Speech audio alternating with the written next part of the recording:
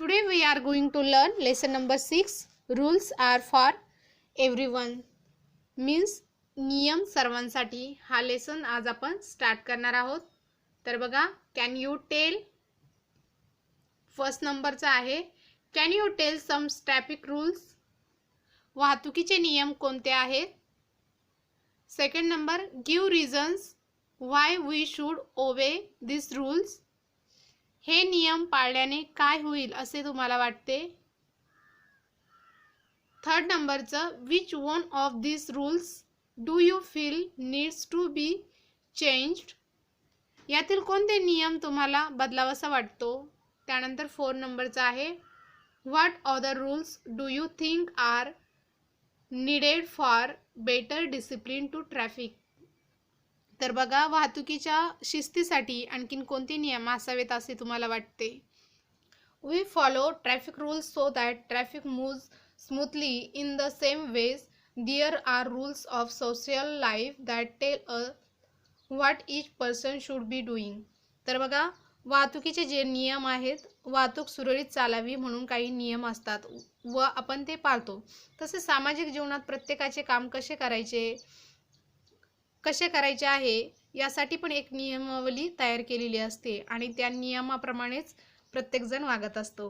Next बघा, rules need to be made a specify each persons duties and responsibilities. बघा, प्रत्येकाची जबाबदारी व कर्तव्य आहे हे कळावे यासाठी नियम तयार केलेले असतात आणि नियमावली तयार करावीच लागते. नेक्स्ट बघा,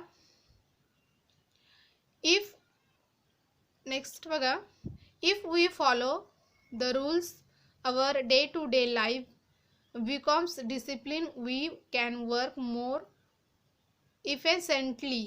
तर बघा, नियमाचे पालन आपण करतो, आपल्या व्यवहारात शिस्त निर्माण होते, आपण अधिक कार्यक्षम बनतो. त्यासाठी नियमावली तयार केलीच पाहिजे.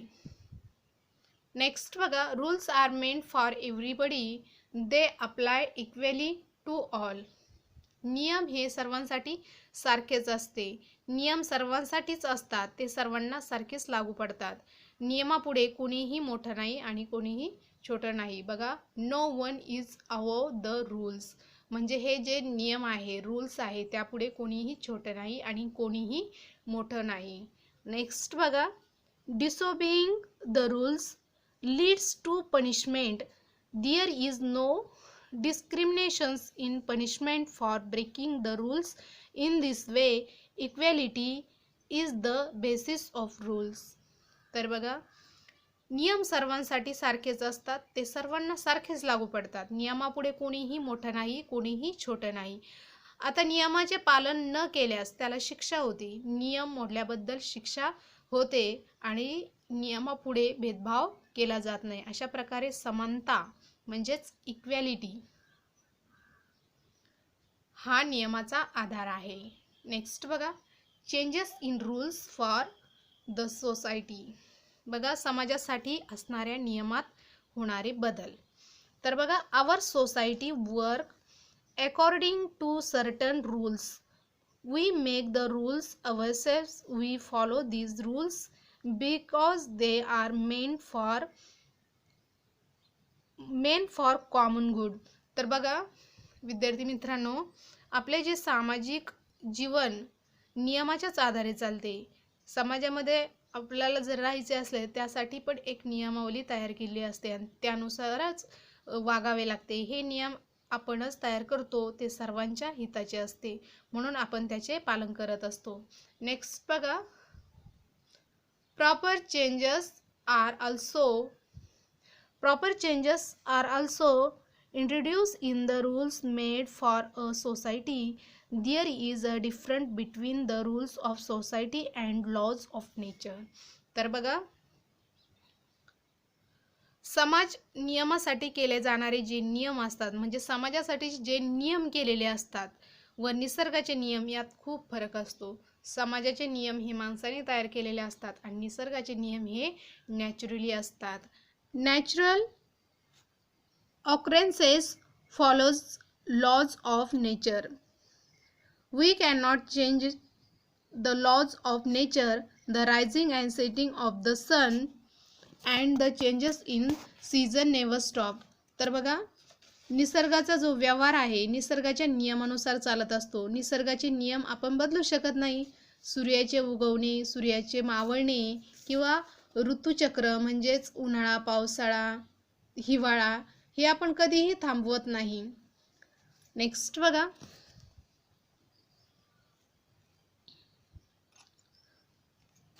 the law of gravity does not change the rising and falling of tides, the phases of the moon, all of these things according to the laws of nature. तर बघा, ग्रॅव्हिटी मीन्स गुरुत्वाकर्षण. गुरुत्वाकर्षणाचा नियम बदलत नाही. समुद्राची भरती ओहोटी सुद्धा बदलत नाही. चंद्राच्या बदलणाऱ्या कला या सर्व गोष्टी निसर्गाच्या नियमानुसारच चालत असतात. नेक्स्ट बघा, nature's law are constant and fixed, they do not ever become outdated. तर बघा, निसर्गाचे जे नियम असतात, सूर्य उगवणे, सूर्य मावळणे, ऋतुचक्र म्हणजेच उन्हाळा, पावसाळा, हिवाळा, त्यानंतर गुरुत्वाकर्षणाचा नियम, यामध्ये कधीही बदल होत नाही. निसर्ग नियमानुसार सर्व गोष्टी व्यवस्थित चालू असतात. निसर्गातील नियम हे अधिक स्थिर व निश्चित असतात. नेक्स्ट बघा, आणि ते कधीही बदलणारे नसतात. परंतु माणसासाठी असणारे नियम हे परिस्थितीनुसार बदलत असतात. बघा, ते आउटडेटेड म्हणजे कधीही ते बदलत नाहीत. However human laws need to be changed with changing conditions. म्हणजे माणसासाठी जे नियम केलेले असतात त्यामध्ये बदल होऊ शकतो, पण निसर्गातील जे नियम असतात त्यामध्ये कधीही बदल होत नाही. The laws followed in India under the rules of the British were different. When India gained independence, the situation changed and the laws of civic life changed accordingly. For example, after independence, the voting age was 21 years. तर बघा विद्यार्थी मित्रांनो, आपल्या देशात ब्रिटिशांची राजवट होती. British राज्य करत होते.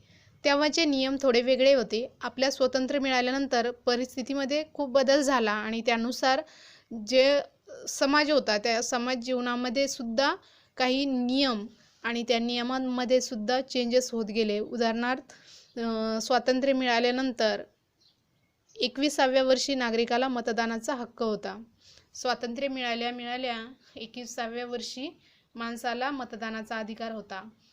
नंतर काय झालं, after 1988 the voting age was lower to 18 years. आणि बघा 1988 म्हणजे 1988 नंतर मतदानाचा हक्क हा व्यक्तीस 18 वर्ष कंप्लीट झाल्याच्या नंतर देण्यात आला. नेक्स्ट बघा, try this. Ask your parents and grand parents what rules VR followed during this time at school. बघा, तुमच्या पालकांना किंवा आजी आजोबांना त्यांच्या वेळेस शाळेत कोणते नियम होते ते विचारा. Make 3 columns. 3 कॉलम तयार करा. On each for your self. पहिला कॉलम हा तुमच्यासाठी ठेवा, your parents and grand parents. आणि दुसरा जो कॉलम आहे तो पॅरेंट्ससाठी ठेवा आणि तिसरा जो कॉलम आहे तो ग्रँड पॅरेंट्ससाठी. Enter the school rules. बघा त्यांच्या स्कूलचे रूल्स कसे होते. Related information in each column and compare it. Discuss which rules have change and which have not. तर बघा 3 कॉलम करायचे आहे. स्वतःच्या स्कूलमध्ये कोणती नियमावली होती, कोणते नियम होते ते एका कॉलममध्ये राईट करायचे. त्यानंतर पॅरेंटच्या कॉलममध्ये त्यांच्या शाळेमध्ये कोणते नियम होते ते राईट करायचे. आणि ग्रँड पॅरेंट्स म्हणजे आजी आजोबा त्यांच्या शाळेमध्ये कोणते नियम होते त्या संदर्भामध्ये माहिती थर्ड कॉलममध्ये राईट करायची. माहिती भरून त्यांची तुलना करा. कोणते नियम बदलले आहेत व कोणते नाहीत यावर चर्चा करा. नेक्स्ट बघा, always remember boys and girls और men and womens are equal. बघा, मुलगा व मुलगी किंवा स्त्री आणि पुरुष यांचा दर्जा समान असतो. They must get the same opportunities for development. आणि बघा, त्यांना विकासाच्या सारख्याच संधी मिळाल्या पाहिजे. People of every age need nourishing food. सर्व वयोगटातील व्यक्तींना सकस अन्नाची गरज असते. फूड मीन्स अन्न. Don't girls need as nourishing a diet as is given to boys at home. They feel only my brother needs good food. तर बघा, मुला इतकं पोषक आहाराची मुलींना गरज नसते का? आमच्या घरी तर फक्त भावाला सकस अन्नाची गरज आहे असं म्हणतात. बघा, मुलींना सुद्धा सकस आहाराची गरज आहे. मुलांना पण सकस आहाराची गरज आहे, मुलींना पण सकस आहाराची गरज आहे. परंतु काही घरामध्ये मुलं आणि मुली यामध्ये भेदभाव केला जातो. त्यामुळे